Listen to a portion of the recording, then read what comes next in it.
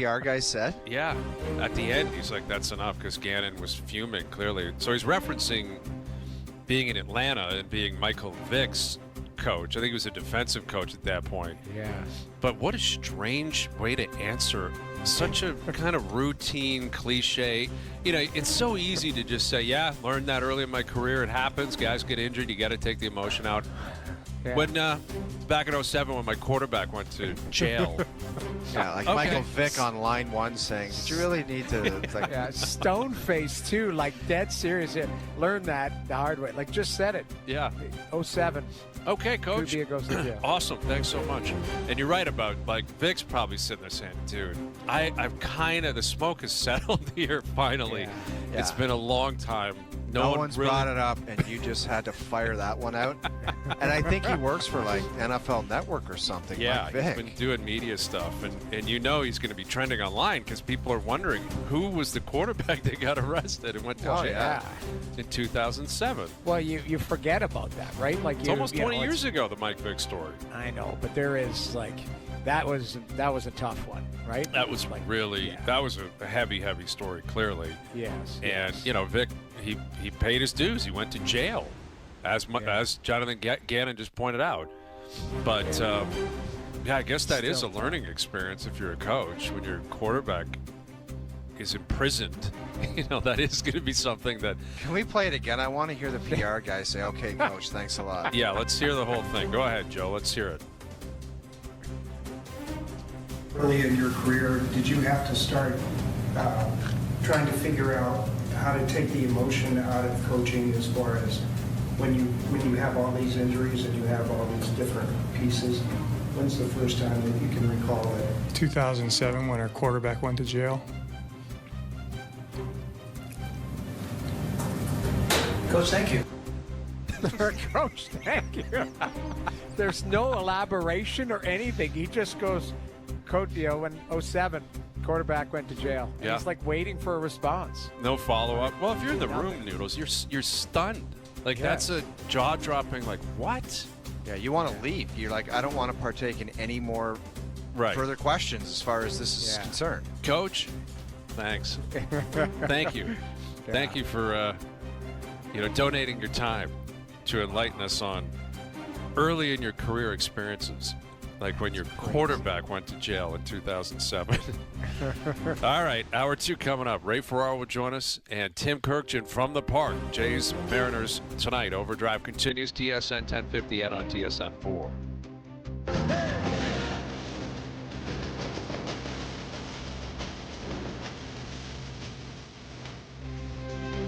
Hour 2 Overdrive continues, powered by FanDuel, bringing you everything from the opening line to the final score. Tim Kirkjian later in the hour from the Park. Game 3 tonight, Seattle and the Jays, and the both teams have revealed their lineup for the game tonight. Anthony Santander is back in the lineup, hitting cleanup tonight. All right. And playing right field.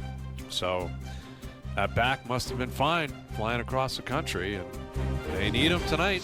They need someone. You would think a guy with back stiffness and just would get on that bird haze would just be dying. It's just like, sorry, man, I can't even get up in the morning, but he's dialed in. Yeah.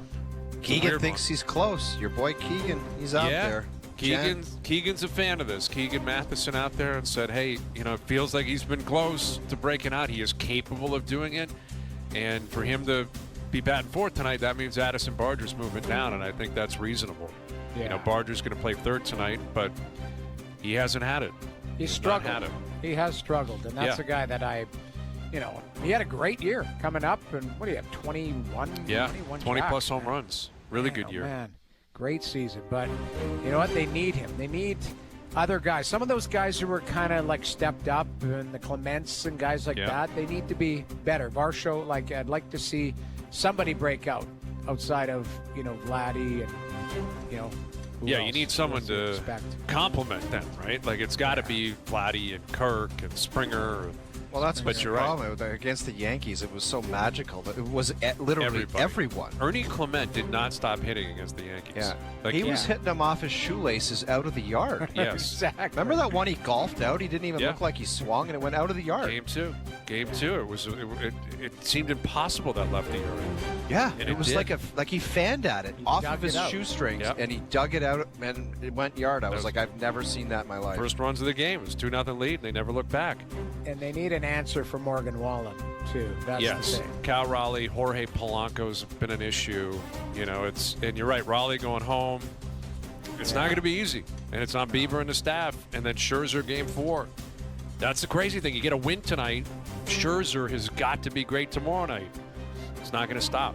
So we'll see. And Ray's coming up here in a moment. Ray can kind of tell us what the vibes are like in Vancouver. Is it a Jays town? Is it a Mariners town? Oh, yeah. I've got to ask him if he was pandering to his audience when I listened to him the other day and watched him. And he said he was so excited for the Blue Jays to play against Seattle. Oh, yeah. I need to hear that. Ray doesn't get so excited about anything. He's so excited He about gets something excited about happening in golf, him Seattle. going to golf, yeah. Right, if he gets to play golf, that would probably excite him. But, yeah, I guess he can kind of set the record straight. And that's always a side story, how many Blue Jay fans are going to be there tonight. There were Mariner fans in Toronto. There weren't a lot of them, admittedly. I saw way more Yankee fans than I saw Mariner fans. And Yankee fans can drive up. Like a lot of people just in New York, the state of New York are Yankee fans, right? People in Buffalo and upstate New York. No one's driving from Seattle to get to the first two games of the ALCS. I can How tell many you people that. you think flew in from Seattle? I 100? would guess maybe 100. Some probably did. There'd be diehards and people with money and time, and it's a magical run, but very few. That's a haul, man. Seattle to Toronto and vice versa. Yeah, I don't know. You're right. Like the actual, like, hey, I'm a diehard Mariners fan. I'm flying. Now there might be people from Toronto that are Mariners fan that live out there and work out Yes. there that came Yep. home for the weekend or came home for Thanksgiving. Like Valid. That type of Be a stuff, good right? crossover. That would be a Right. very good crossover. You're right. But yeah, it's not thousands. It's not Leaf fans going down to the Sabres game type of thing. It's No. not, that type of stuff. But we will see. I guarantee you there's going to be a big contingent of Vancouver people heading down to Seattle to watch the Blue Jays game. And I heard Ray Ferraro really selling it He's on his excited. broadcast. Ray Yeah. is excited that the Blue Jays are in the Pacific Northwest. Yeah. And he happens to be on the East Coast. He's in New York. Here he is from ESPN. The Ray and Dregs podcast. There he is, Ray Ferraro, Mr. boys. Vancouver, Mr. Blue Jay. Oh, yeah. how are we feeling about the Jays out in hang Seattle? on. I'm a Red Sox guy. Yeah. This is a sad state of affairs in Red Sox Nation. Okay. so- Noodles in were saying Vancouver? you're pumping up the tires, Ray. Come Yeah, on, well, man. What I happened? was I watching you love on a this. broadcast. I was watching Yeah, you on a broad. It must have been a Vancouver broadcast or something, and you were like going, "Yeah, I'm so excited. If the Jays make it, everybody will come down from Vancouver or whatever." I was Yes. like, maybe he's pandering to his crowd. You never know. A little bit. Because in Vancouver, like, it's not a guarantee people, if they're baseball fans or Blue Jay fans,